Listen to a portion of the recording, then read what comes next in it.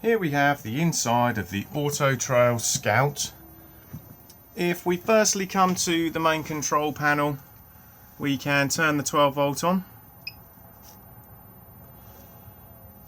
On turning the 12 volt on, the control panel is currently set up so the main lights will all come on. So we have this one here, which will do the majority of the onboard lights. They can then all be individually turned on and off on their own switches. These switches just here are not on the main control panel, as they are classed as entrance lights, so they will come on without the control panel needing to be turned on. This one here turns the awning light on and off, and the one beneath it does the dimmable lighting that is at the back. So if I turn those lights off, you can see as I press the button they will dim and brighten up. If you just continue to hold the button, they will go through a sequence of dimming and then brightening back up again. We then have water pump on and off just here. Then we have tank levels. So we have how much water is in the fresh tank, how much water is in the waste tank. And then we have power levels. So we have condition of leisure battery, condition of the vehicle battery. We then have which actual battery is being used at the moment. You'll see we're using the leisure battery, and then how many amps we're using. Then we have the mains current, as we are currently connected to the main supply, and then we have what the solar panel is doing as well.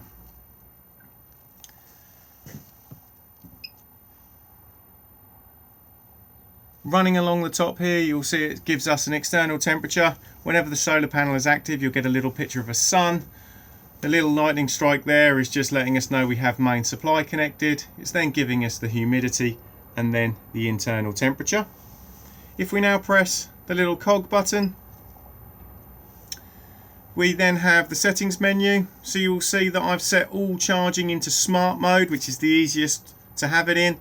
So at the moment you'll see that the active battery is the leisure battery, and that is also the battery currently being charged by the main supply. And then because it's the leisure battery being charged by the mains, the solar is doing the vehicle. If it wasn't connected up to the main supply, it will just cycle between the two on the solar. If we are going to use the Whale submersible pump, we do need to highlight this one here, which will make that 2-pin plug on the outside of the motorhome live. And then this one here turns the tank heaters on and off. So if you are using the van in extremely cold climate, you can just pop the tank heaters on to avoid any frost damage. Next we have lights that will come on when we power the system up. So currently the main lights will come on and the dimmable lights will come on, but the awning light will not. And then we can just do the dimmable lighting just here as well, instead of just holding on the button on the main menu. We then have key beeps on or off, water alarms on and off, so when your fresh tank is nearly empty, it will let you know at the moment, and if your waste tank is nearly full, again it will let you know. We have the backlight level, and then how quickly this screen times out when you are not using it. Here we can set the time and the date, and then we go back to the beginning again. Beside this control panel, we then have the Aldi heating and hot water panel. So if we now press the on button just here,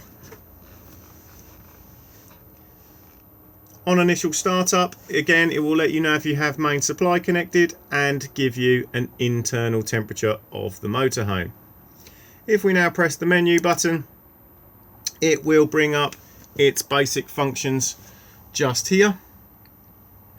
So up the top here we have the thermostat for the heating. It is literally just plus and minus. Just pick whatever temperature you would like it to be inside the motorhome, and it will go right the way up to a rather toasty 30 degrees. Beneath that we then have hot water. So at the moment the hot water is off. If we now press this, hot water on, and then if we press it for a second time, we then have hot water on a boost. The boost is extremely handy, especially if there's going to be more than one of you having showers in quick succession of each other, or if you would just like a longer shower. If you do perform the boost and the heating is running, the heating will turn off as it needs to use that extra power to do it. After that we then have power source. So at the moment we've picked that we want the temperature in the motorhome to be 18.5 degrees and we want hot water on, but until we've picked a power source it's not going to activate.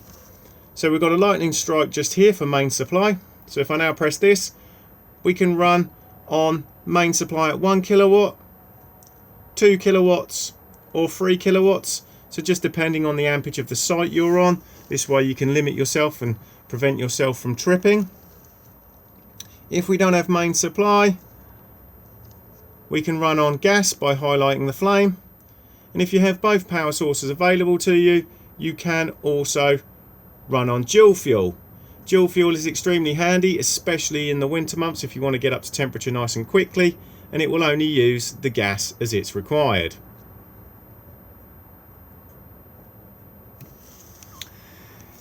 If we now press the little cog menu just here, we'll go into the settings. So we have night mode just here, so it's a timer. Turn it on and off just up here. Set the temperature just here.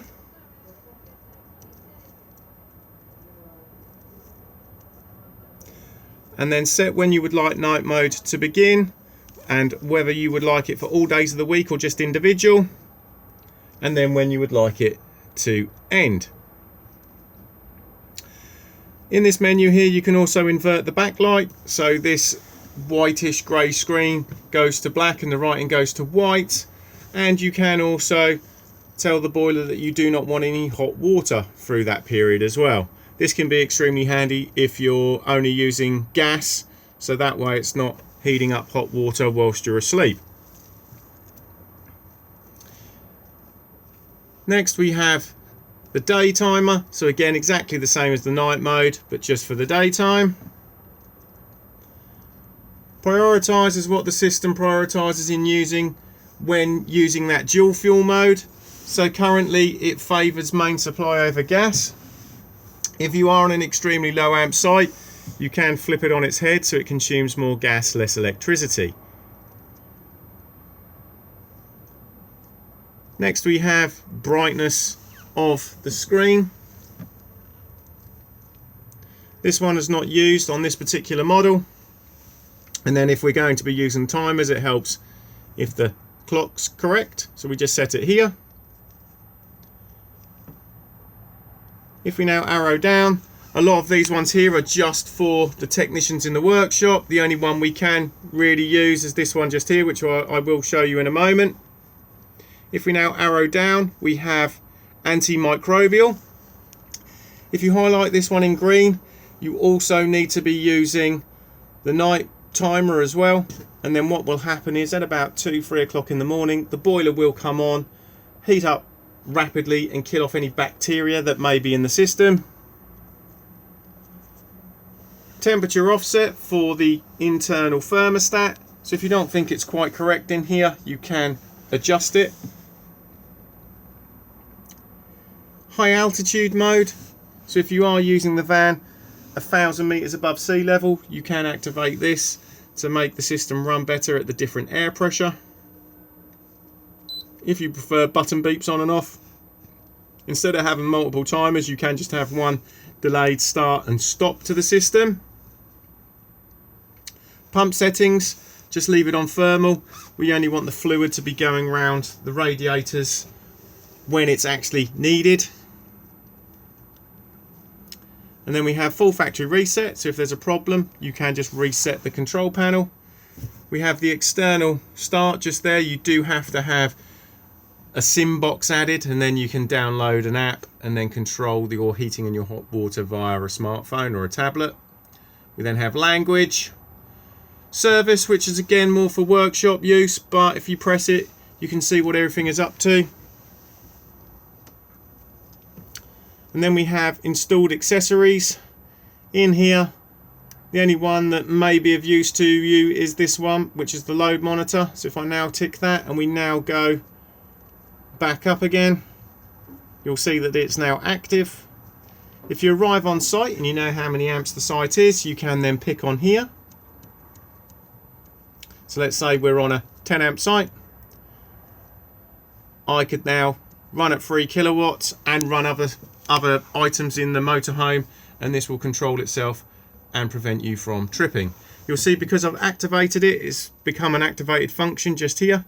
So we can now go straight back to it, alter it, or again, turn it back off again.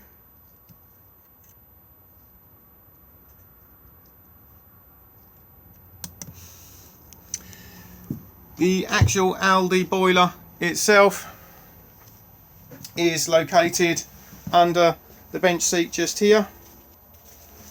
So if we now just lift up, you'll see the Aldi boiler just here, and we have the boiler drain down valve just here. So to drain the boiler for winterization, make sure the water pump has been turned off, then just come to the yellow lever just here and flap it up like so. I then always suggest that you then go around the van and open up all of the taps as well. This will aid in releasing any airlocks in the system and help drain down. When it comes to filling the system back up again, fill up your fresh water tank, close all of your taps, and then this tap here as well. Turn the water pump on, and the water pump will then begin to prime the boiler back up again. You will then need to start opening your taps. I usually turn them to hot first. They'll cough and splutter as they force the air out of the system. Once they're running freely, I usually then turn to cold, make sure that's all running freely as well, and then close back down again, and then the system will fully prime itself back up again.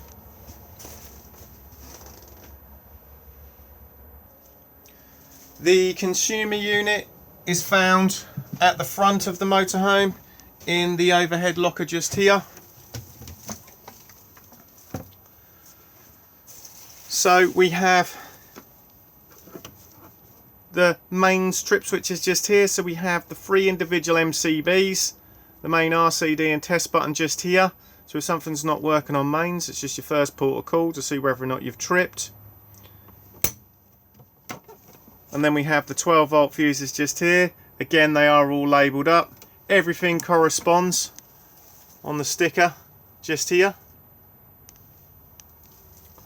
Along the top we have isolator buttons for components that use mains supply. So we have the amber one here for the heating and hot water system. So if I turn this off here and we're trying to run the Aldi system off mains, it will not work. We then have the battery charger on and off. Again, we want to be able to charge the batteries when we're hooked up to main supply. So again, we can really just leave it alone. I always say that these are more for maintenance than anything else.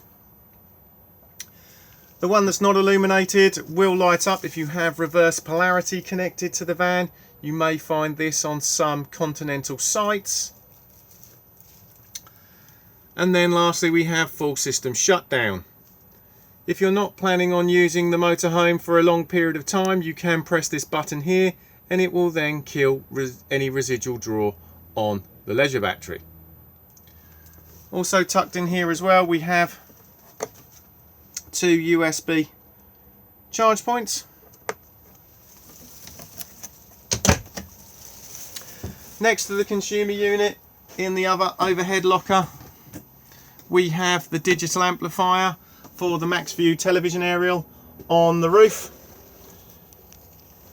On and off just here, and then control the boost just here.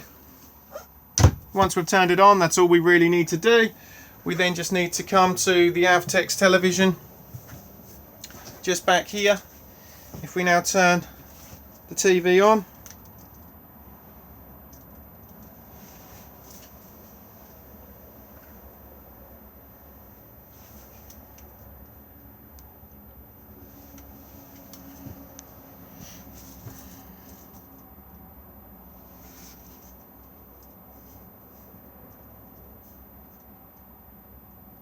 You will see that I've already tuned the television in. It then behaves like any normal TV. We have the TV guide just here.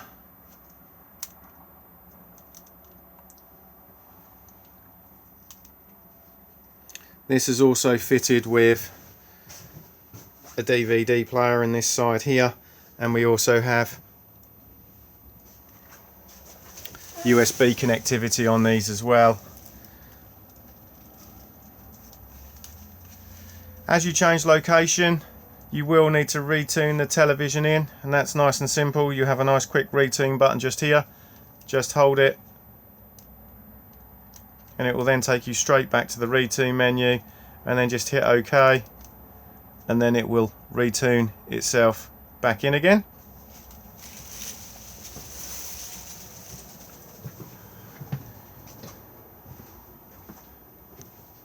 Next we have the hob. So we have the electric hot plate just here, which operates on this knob here. Everything else is gas, so it is push in, twist and push the igniter.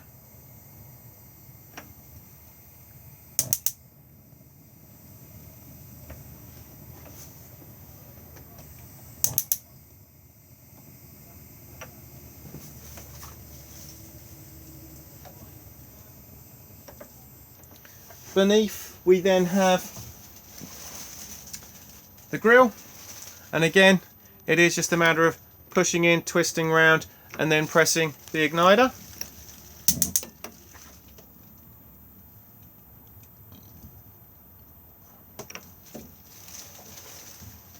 And the oven beneath.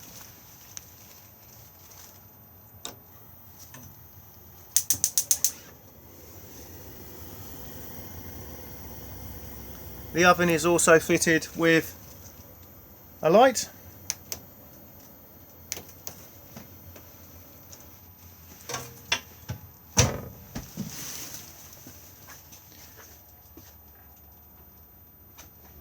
We then have the sink just here.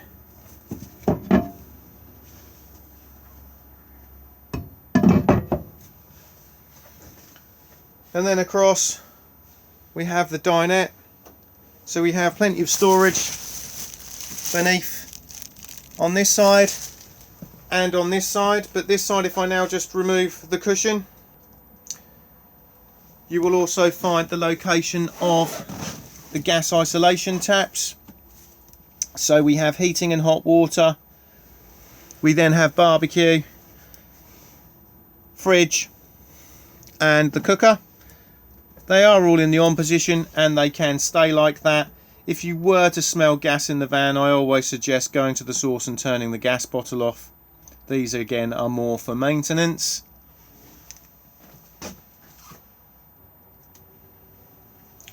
We now have the Thetford fridge freezer. On and off on this button here. If it's glowing blue, you know the unit is on, but if I now hold it, I can turn it off. And if I now press again, turn back on again. This is an automatic fridge freezer, so as long as you are on A for auto, it will find the best power source it can for you. So because we're currently hooked up to main supply, it's automatically put us onto mains. If I now ran outside and pulled the mains lead out, it would then automatically attempt to fire itself up onto gas. And as soon as we start the engine, it will then automatically go over to 12 volt maintain to keep itself cold whilst on the move. We can take it out of auto if we need to, so if I now just press the button, it will re-illuminate. And if we now press here, I can manually put it onto mains. I can manually put it onto 12 volt maintain. We are going to get an error code at the moment because the engine is not running. And I can manually put it onto gas. but auto is the easiest one to have it on. Temperature control just here, and then the last one here is the unit's anti-condensation jacket on and off. The actual jacket at the moment is turned off because we're now into the colder months of the year, so it's not required. In the warmer months it's always good to have it on like it is now. This will then prevent the fridge from building up condensation behind it in warmer climate and then a puddle of water forming underneath it.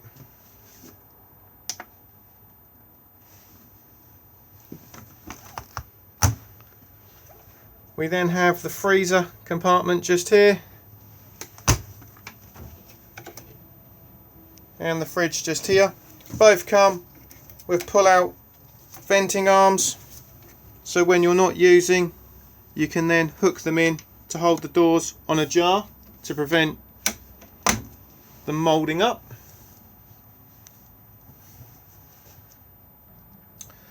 Above the fridge, we then have the microwave.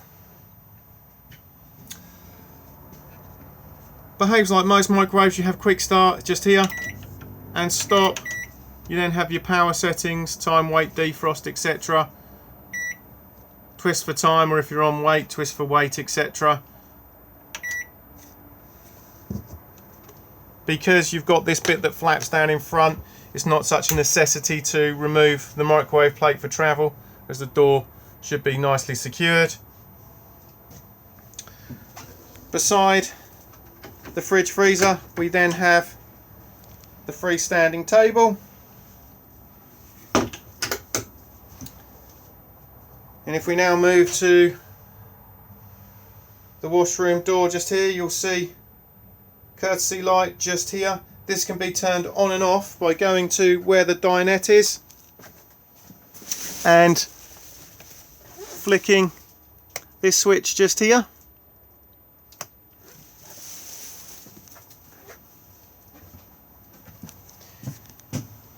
If we now go into the washroom, we have the shower cubicle just here. Do make sure that the doors are as they are now for travelling.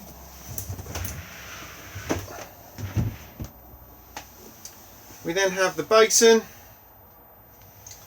and the Thetford toilet. So the bowl does swivel about, open to the cassette on the grey lever just here. To flush and start the fan, we need to press the blue button here. So if I press it firstly, the fan will begin to spin to go through that little ventilator cartridge. And then if I press again, it will then flush. Level indicator just here to let you know when the cassette needs emptying. If you do not want the fan to spin, you can pause it just by pressing here. Otherwise it will spin for approximately 5 minutes.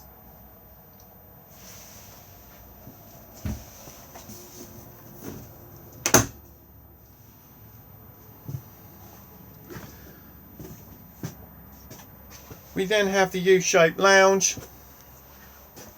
To make the rear bed up just here, you will see if I now lift up and slightly pull out, we have these parts here that just need to flap down to then drop them into place.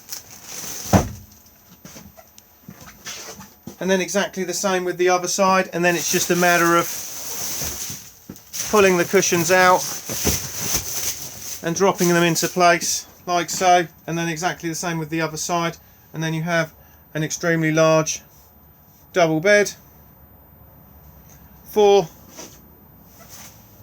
the dinette bed, we need to remove the table, and to do this all we need to do is just slightly lift up and it will then unhook off. And then once we've unhooked it off the wall, we just need to fold the leg down just by pushing this bit out of the way, and you'll see that we can fold the leg back up. Once we've then done this, if I now just move the table out of the way for a moment, we then just need to remove the cushion slightly, and then we just need to place the table in the centre on the runners.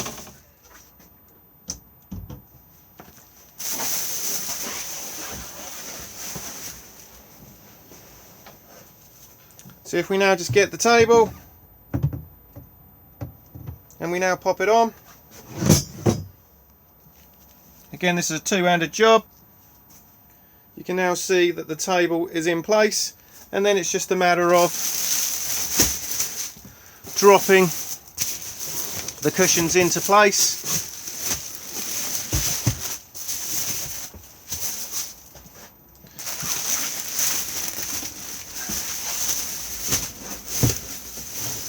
And then once we've done this, we will have a small little gap just here, and then it's just a matter of unfolding out the infill, which will then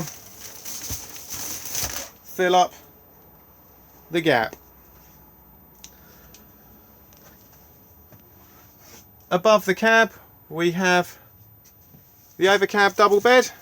Just slide out like so, ladder onto here, and then fold the mattress over.